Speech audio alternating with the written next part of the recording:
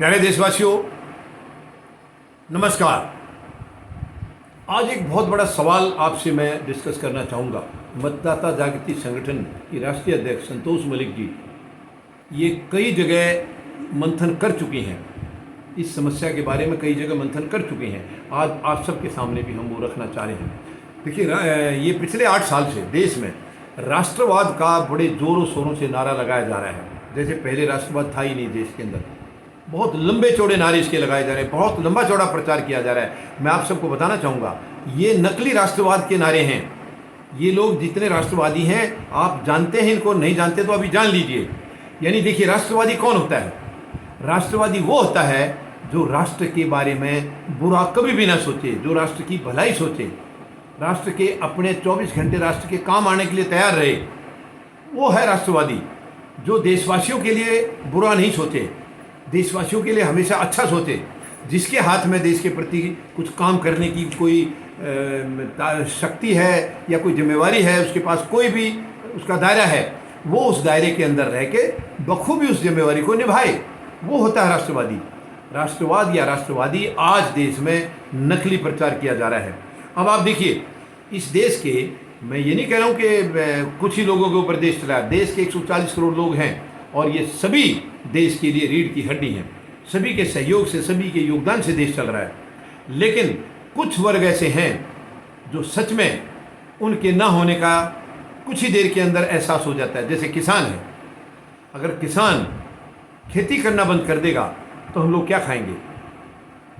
मैं किसी के योगदान को कम नहीं आंक रहा हूँ। गरीब भी उतना ही इम्पोर्टेंट है, मजदूर भी उतना ही ज़रूरी है, किसान भी है, जवान भी है। लेकिन किसान अगर किसानी छोड़ देगा, वो अन्न पैदा नहीं करेगा, तो हम लोग क्या खाएंगे? तो इसका मतलब किसान का बहुत बड़ा अहम योगदान है। उसके बाद जवान अगर सरहदों पर देश की रक्षा नहीं करेंगे तो देश के हालात क्या हो जाएंगे? दुश्मन तो घुस जाएगा, दुश्मन को दिल्ली तक पहुंचने में देर नहीं लगेगी। तो जवान भी देश की रीढ़ की हड्डी है।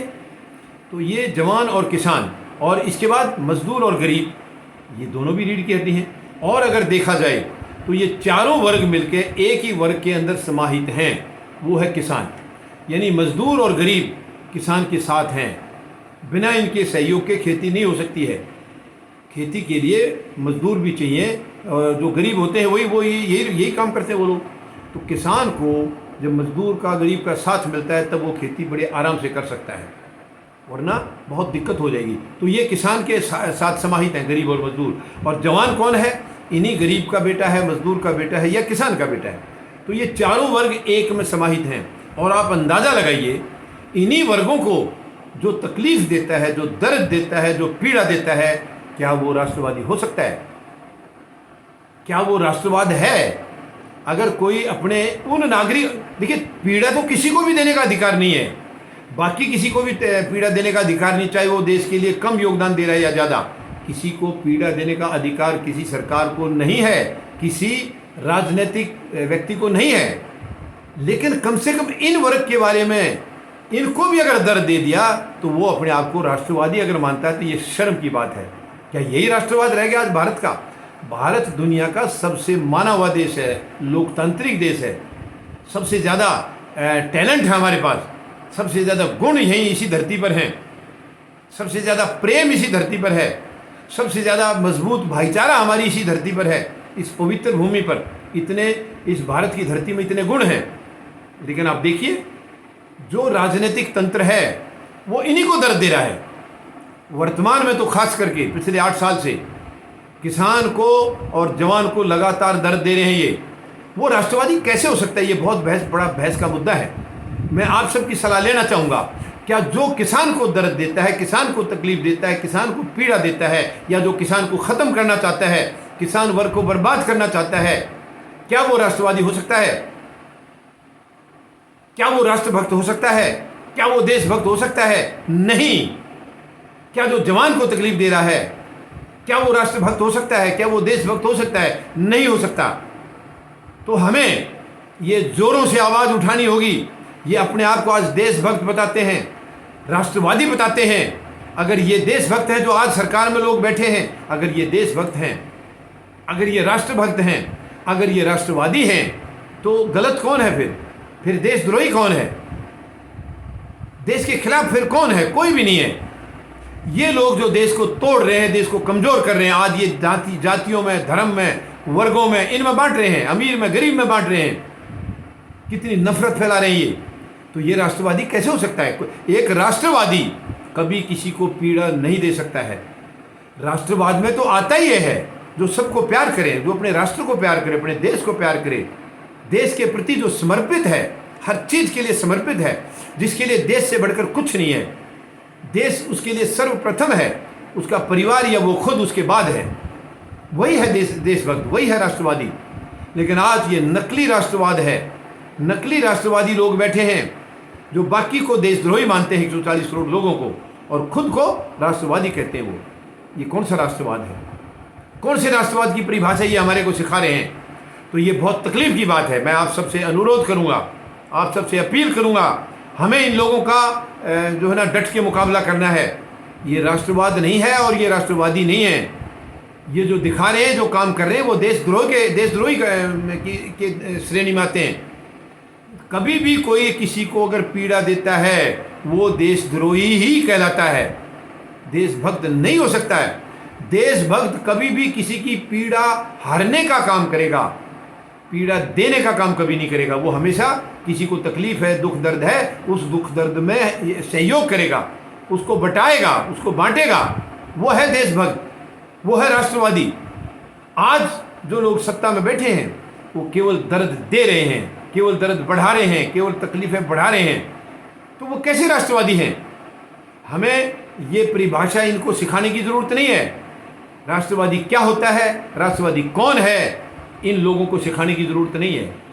ये हम 140 करोड़ लोग अच्छी तरह जानते हैं देशभक्ति क्या है और देशभक्त कौन है। यानी आप देखिए, मैंने अभी आपको थोड़ी देर पहले बताया है, सभी देश के लिए काम कर रहे हैं 140 करोड़ लोग जो हैं। किसी न किसी तरह हर आदमी का योगदान है देश को चलाने में। लेकिन जैसे जवान और किसान है, इनका अहम योगदान है। और यही लाल बहादुर शास्त्री जी का नारा भी था, जय जवान जय किसान। और आज की सरकार मर जवान मर किसान, यानी उस नारे का बिल्कुल उल्टा कर दिया है। लाल बहादुर शास्त्री जी ने जो नारा दिया था, उस नारे को वर्तमान सरकार ने उल्टा करके रख दिया है। इनकी तरफ से जवान कहीं भी जाए और किसान कहीं भी जाए, इन्हें कोई चिंता नहीं है, क्योंकि ये सब अमीर आदमी हैं, ये बड़े बड़े आदमी हैं। 75 साल से ये लोग सत्ता को भोग रहे हैं, इनके पास दौलत की कमी नहीं है। तो इस दौलत के अहंकार में, शक्ति के ताकत के अहंकार में, जो पावर इनको मिली है, वो पावर के अहंकार में ये लोग बिल्कुल अंधे हो गए हैं, अंधे हो गए हैं। इनको देश की नुकसान और भलाई कहीं नज़र नहीं आ रही है कि किस काम से देश की भलाई है और किस काम से देश का नुकसान है, वो इनको दिखाई नहीं दे रहा। देशवासियों के लिए क्या सही है क्या गलत है वो इन्हें नहीं मालूम है, क्योंकि ये बहुत अनजान लोग हैं, बहुत अनजान लोग हैं, इन्हें कुछ पता नहीं है।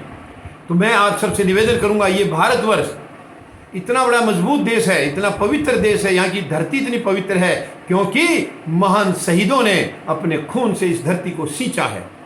इस पवित्र धरती को उन महान शहीदों ने सींचा है जो अपनी कुर्बानियाँ दे करके अंग्रेजों को यहाँ से भगा के गए हैं। ये उनके खून से सींची हुई धरती है, उनके खून से पवित्र हुई धरती है ये। और उनको आज ये इतना दर्द दे रहे हैं कि उनके खून के आंसू निकल रहे हैं। जब वो देशवासियों की तरफ देखते हैं या देश की हालत की तरफ देखते हैं तो उनकी आंखों से खून के आंसू निकल रहे हैं। वो सपने में भी नहीं सोच सकते थे कि जिस देश के लिए हम अपनी कुर्बानियाँ दे रहे हैं, अंग्रेज़ों को भगा करके देश को आज़ाद कर रहे हैं, उस देश को ऐसे गलत लोगों का कब्जा हो जाएगा, उस देश को ऐसे गलत लोग मतलब अपने कब्जे में ले लेंगे, ये उन्होंने कभी नहीं सोचा था, कभी नहीं सोचा था। मैं आपसे निवेदन करूँगा, कम से कम उनकी शहादत का तो हम लोग अपमान ना करें, और जो कर रहे हैं उसको हम बर्दाश्त ना करें। उन महान शहीदों की शहादत का जो मजाक कर रहे हैं, उन्हें हम तुरंत उनको रोकना होगा, रोकना होगा। उन महान शहीदों के ज़रा सा भी एक खिलाफ कोई आवाज़ किसी से आई कहीं से, हम बर्दाश्त नहीं कर सकते हैं, क्योंकि आज हम उनकी वजह से इस देश की धरती के ऊपर, भूमि के ऊपर अंग्रेज़ों की गुलामी से पीछा छुड़ाया है, उनकी मेहरबानी से, उनके बलिदान की वजह से। लेकिन अफसोस की बात यह है कि उन्होंने अंग्रेज़ों को तो भगा दिया, लेकिन ये काले अंग्रेज़, गोरे अंग्रेज़ों की जगह काले अंग्रेज़ आ गए। और आज देश में केवल सत्ता का हस्तांतरण हुआ है 75 साल से। सत्ता मतलब ये समझ लीजिए, आज़ादी नहीं आई है। आज़ादी अभी भी कोसों दूर है। जिसको हम लेके रहेंगे, हम लेके रहेंगे।